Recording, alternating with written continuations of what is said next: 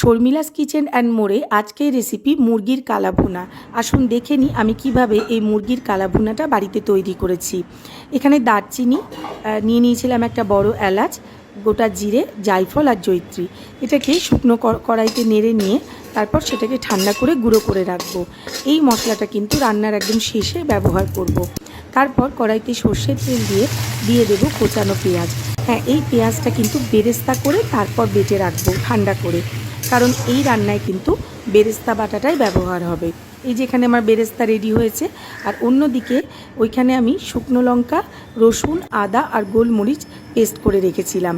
এখানে মুরগির মধ্যে হলুদ গুঁড়ো দিয়ে দিলাম বেটে রাখা আদা, রসুন, শুকনো লঙ্কা আর গোলমরিচের গুঁড়ো। সেটা ভালো করে ম্যারিনেশন করে নেব।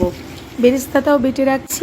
তারপর ওই পেঁয়াজ ভাজা তেলের মধ্যে দিয়ে দেবো অল্প একটু চিনি, দিয়ে দেবো গোটা গরম মশলা, দারচিনি, ছোটো এলাচ, লবঙ্গ আর তেজপাতা, দিয়ে দেবো ম্যারিনেট করে রাখা মুরগির মাংসটা।